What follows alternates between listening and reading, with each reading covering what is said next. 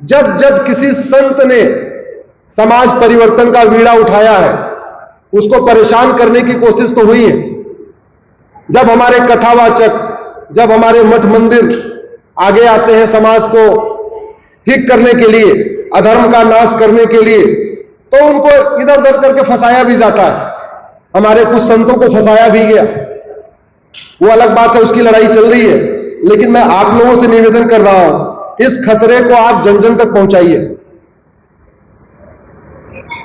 वक्फ board आज की date में 10 लाख एकड़ जमीन का मालिक बन चुका है। 10 लाख एकड़। दुनिया के 50 देशों का क्षेत्रफल 10 लाख एकड़ से कम है।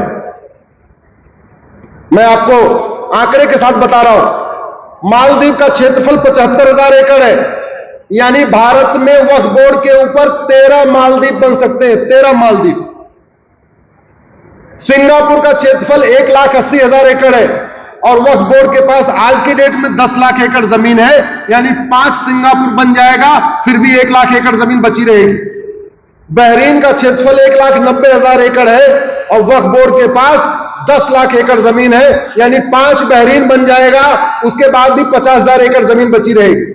हांगकांग का क्षेत्रफल 2,75,000 एकड़, वक्फ बोर्ड के पास 10 लाख एकड़, यानी 3 हांगकांग बन जाएगा और फिर भी 1 लाख एकड़ जमीन बची रहेगी।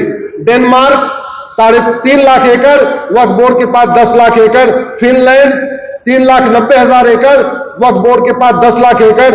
मॉरिशस 5 लाख एकड़। यानी भारत में वक्फ बोर्ड के ऊपर 2 मॉरिशस भी बन जाएगा।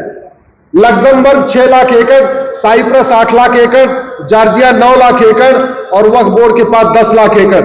आप कल्पना करिए किस तरीके से कानून बना के विदेशी पंथ को प्रमोट करने के लिए यहां पे वक्फ बोर्ड जैसा कानून बनाया। मैंने आपको पहले ही कहा था, किसी भी देश का कैरेक्टर कैसा है, नेचर कैसा है, केवल इस बात से नहीं देखा जाता कि वहां पे किस पंथ को मानने वालों की संख्या कितनी है। इस बात से भी देखा जाता है कि किस पंथ के पास कितनी जमीन है, कौन कौन से स्थान वहां कितने हैं, किसी देश में मंदिर कितना है, मस्जिद कितना है, चर्च कितना है, यह भी देखा जाता है। स्कूलों की संख्या भी देखी जाती है, जमीन का क्षेत्रफल भी देखा जाता है। और जमीन का क्षेत्रफल मैंने आपको बताया कि किस तरीके से यहां पे बदला है। मैंने एक पीआईएल फाइल किया, वक्फ बोर्ड पे मेरी पीआईएल चल रही है ऑलरेडी।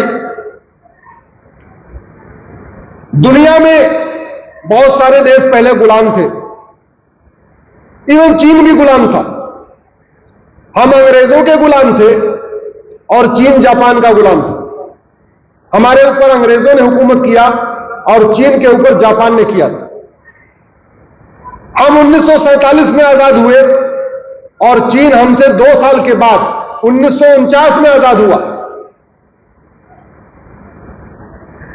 चीन आजाद होने के 1 साल के अंदर उसने जानते पहला काम क्या किया? पूरे के पूरे चीन से गुलामी का नामो निशान मिटा दिया। 1949 में आजाद हुआ चीन। 1950 आते आते चीन में न किसी जापानी के नाम पे सड़क, न किसी जापानी के नाम पे कोई मोहल्ला, न किसी जापानी के नाम पे कोई मूर्ति, न किसी जापानी के नाम पे कोई चौराहा, सब कुछ उसने बदल दिया। अपने इतिहास में उसने पढ़ाया ही नहीं कि चीन जापान का गुलाम था। अब जब चीन अपने इतिहास में अपने बच्चों को नहीं पढ़ा रहा है कि चीन गुलाम था, तो बाकी लोग क्यों पढ़ाएंगे?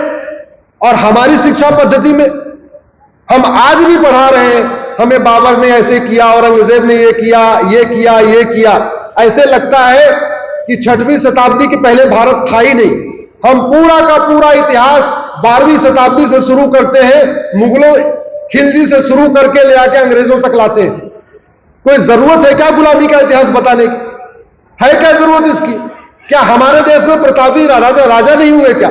हमारे देश में तो एक से एक रानी अहिल्याबाई होलकर, छत्रपति शिवाजी महाराज, इतिहास में पढ़ाने के लिए हमारे पास एक से बढ़कर एक महारानियां, एक से एक बढ़ की विदुषी महिलाएं, गार्गी मैत्रेयी जैसी हमारे देश में विदुषियां हमारे पर, उनको हमने नहीं पढ़ाया। और आज भी 2024 में भी, आजादी के बाद भी हमारे प्रमुख स्थानों पे आज भी विदेशी नाम चल रहे हैं। इसका नुकसान क्या है? बाइबल में जिन स्थानों का वर्णन है वो सारे स्थान उसी नाम से आज भी पाए जाते हैं। कुरान में जिन स्थानों का वर्णन है वो सारे स्थान आज भी उसी नाम से पाए जाते हैं। तो इसलिए जब कोई बच्चा बाइबल पढ़ता है या कुरान पढ़ता है तो उसमें जिन जिन स्थानों को पढ़ता है, बाद में गूगल करता है तो वो सारे स्थान उसको मिलते हैं। इसलिए बाइबल में लिखी हुई बात को और कुरान में लिखी हुई बात को वो सच मानता है। वहीं दूसरी तरफ जिन स्थानों का वर्णन हमारे वेद में है, जिन स्थानों का वर्णन हमारे महाभारत में है, जिस स्थानों का वर्णन हमारे उपनिषद में है, वो मिलते ही नहीं है। और मिलते नहीं है और फिर हमारे बच्चों को यह पढ़ाया जाता है कि रामायण एक काल्पनिक घटना है, महाभारत एक काल्पनिक घटना है, तो बच्चे उसको मान लेते हैं। इसलिए मैंने एक PIL फाइल किया कि हमारे कम से कम जितने हमारे वैदिक स्थान है, हमारे धार्मिक स्थान है, उनको रिस्टोर किया जाए। क्योंकि जब तक हम अपने प्राचीन नामों को रिस्टोर नहीं करेंगे तब तक तथाकथित वामपंथी, तथाकथित देश विरोधी ये कहते रहेंगे कि रामायण महाभारत एक काल्पनिक घटना। हमारे 51 शक्तिपीठों में से एक शक्तिपीठ है कीर्तेश्वरी। अपना एक शक्तिपीठ यहां पे भी है, कोल्हापुर में भी है, महालक्ष्मी मंदिर। ऐसे एक शक्तिपीठ है कीर्तेश्वरी, जहां माता का मुकुट गिरा। उस कीर्तेश्वरी स्थान पे मुर्शीद खां नाम का लुटेरा गया। उसने मंदिर को लूटा, मंदिर को तोड़ा और उस स्थान की नेम प्लेट बदल के अपने नाम पे उसको मुर्शिदाबाद बना दिया। और वो मुर्शिदाबाद बंगाल में आज भी मुर्शिदाबाद कहलाता है। वो आज तक कीर्तेश्वरी नहीं हो पाया। और बाकी लोग तो छोड़िए, बंगाल के लोगों ने भी कभी उस नाम को बदलने की बात नहीं किया। अब 51 शक्तिपीठ में आप कीर्तेश्वरी ढूंढिए, कीर्तेश्वरी मिलेगा, लेकिन भारत के नक्शे में आपको कीर्तेश्वरी नहीं मिलेगा, क्योंकि कीर्तेश्वरी मुर्शिदाबाद बन चुका। दूसरा शक्तिपीठ हमारा विंध्याचल। मिर्जा खां नाम का लुटेरा गया, उसने विंध्याचल को मिर्जापुर बना दिया। भगवान परशुराम जी के पिताजी का जहां आश्रम था उसको कहते थे जमदग्निपुरम। जौना खां नाम का लुटेरा गया, उसको उसने जौनपुर बना दिया।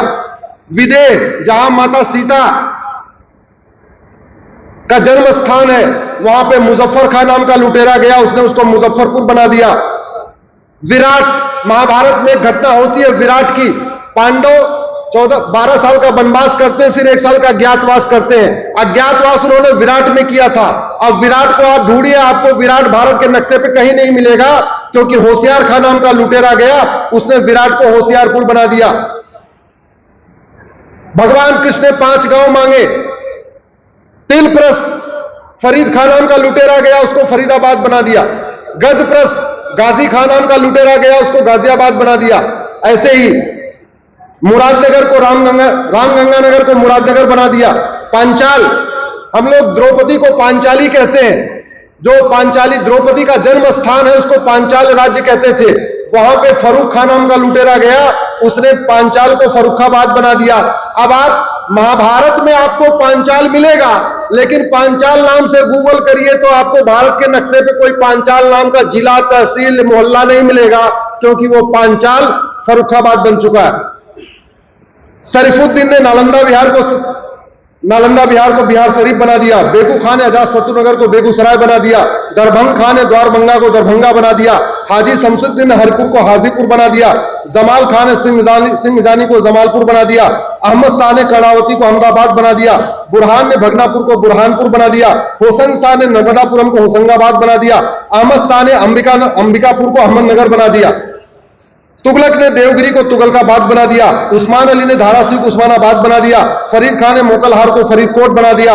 मुजफ्फर खान ने लक्ष्मीनगर को मुजफ्फरनगर बना दिया। शाहजहां ने गोमती नगर को शाहजहांपुर बना दिया। बख्तियार खिलजी ने नालंदा को बख्तियारपुर बना दिया। करीमुद्दीन को करीमनगर को करीमुद्दीन ने करीमनगर बना दिया। महबूब खान ने महबूबनगर बना दिया। अली मीर जाफर ने अलीपुर बना दिया। भाग्यनगर को हैदराबाद बना दिया। इंदौर को निजामाबाद बना दिया। बिटौरा को फतेहपुर बना दिया, हरिगढ़ को अलीगढ़ बना दिया, अंबिका नगर को अमरोहा बना दिया, आर्यमगढ़ को आजमगढ़ बना दिया, जसनौल को बाराबंकी बना दिया। ऐसे 1000 से ज्यादा स्थान जिनका वर्णन हमारे या तो उपनिषदों में है, या वेदों में है, या हमारे महाभारत में है, हमारे आदि ग्रंथों में है, वो सारे के सारे स्थान अब आज की डेट में भारत में नहीं मिलते, क्योंकि वहां पे वहशी दरिंदों का नाम चल रहा है। जब तक वहशी दरिंदों का नाम नहीं हटेगा, हमारे प्राचीन नाम वापस नहीं रिस्टोर होंगे, तब तक हमारे बच्चों को यह कहा जाएगा वेद पुराण उपनिषद एक काल्पनिक घटनाएं हैं, और वो मानते चले जाएंगे। ये हटना चाहिए कि नहीं? ये सांसदों को ये बात उठाना चाहिए कि नहीं? विधायकों को उठाना चाहिए कि नहीं?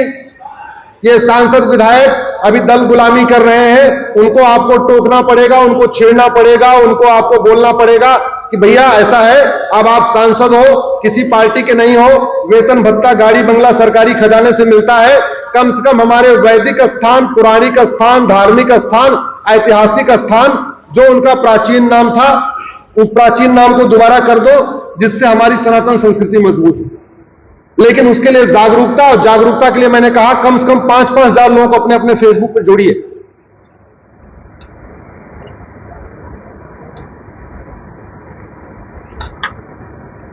एक मठ मंदिर की बात मैंने इसलिए किया,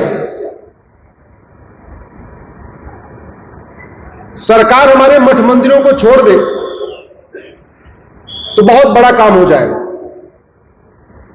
जब जब मठ मंदिर छोड़ने की बात होती है तो लोग एक लॉजिक देते हैं, जानते हैं क्या लॉजिक देते हैं? कि करप्शन हो जाएगा। ऐसा सुनते होंगे ना, करप्शन हो जाएगा। मुझे आज तक समझ में नहीं आया, मस्जिद को मैनेज और मेंटेन करने का टोटल अनुभव कितना है? 1300 साल का, उससे ज्यादा तो नहीं है ना। मस्जिद बनाने को, मस्जिद को मैनेज करने का, मस्जिद को मेंटेन करने का टोटल एक्सपीरियंस कितना है? 1300 साल। चर्च बनाने, चर्च को मैनेज करने, चर्च को मेंटेन करने का टोटल एक्सपीरियंस कितना है? 2000 साल। और मठ मंदिर बनाने को, मठ मंदिर मैनेज करने को, मेंटेन करने का अनुभव कितना है? कितना 1000 साल? अरे 10,000 साल तो होगा कम से कम इतना होगा। तो जिसको कम अनुभव है वो करप्शन नहीं करेंगे, और जिसको ज्यादा अनुभव है वो करप्शन करेंगे।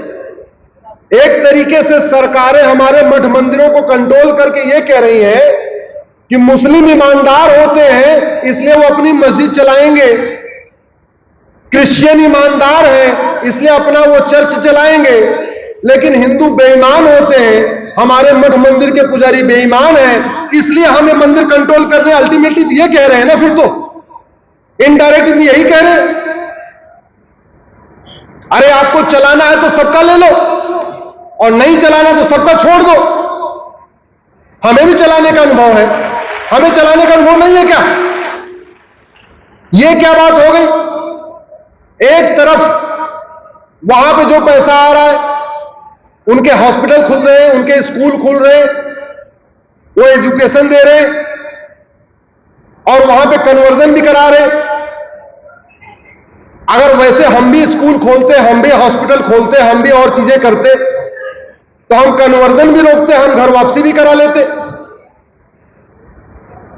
मेरा ये मानना है ये जो 35 कानून है ये खत्म होने चाहिए, और इनको हमें फिर से वापस लेना चाहिए। डेमोग्राफी बहुत बड़ा खतरा है, इसको बदलने के लिए आप लोग सब आवाज उठाइए। मैं आगे आगे कुछ बोलूंगा, आप लोग जोर से पीछे से बोलिए, हमें चाहिए आजादी। क्या बोलेंगे आप लोग? दोनों हाथ उठा के एक बार अगर खड़े होके बोले तो आपकी रिकॉर्डिंग भी और अच्छी आएगी। मैं अपने कैमरामैन के मित्रों से कहूंगा, मुझे मत दिखाइए, आप सबको दिखाइए। गुलामी के नाम से मैं आगे बोलूंगा, आप केवल बोलेंगे हमें चाहिए आजादी। भैया जरा हमारे पूज्य गुरु, पहले गुरुओं को दिखाइए, इधर सारे हमारे संत बैठे हैं, सबको दिखाइए। गुलामी के नाम से, गुलामी के निशान से,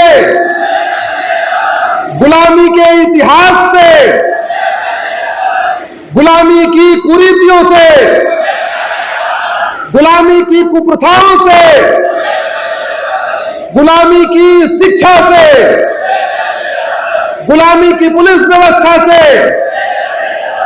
गुलामी की न्यायिक व्यवस्था से, गुलामी की प्रशासनिक व्यवस्था से, घूसखोरी कमीशनखोरी से, नशा तस्करी मानव तस्करी से, माओवाद नक्सलवाद से, अलगाववाद आतंकवाद से, जिहाद मजहबी उन्माद से, बम विस्फोट और जनसंख्या विस्फोट से, रोहिंग्या बांग्लादेशी घुसपैठ से, जिहादी मिशनरी धर्मांतर से, लव जिहाद और लैंड जिहाद से, मजहबी नियम कानूनों से, मजहबी बोर्ड मजहबी ट्रिब्यूनल से, मजहबी मंत्रालय मजहबी आयोग से, मदरसा मिशनरी स्कूलों से।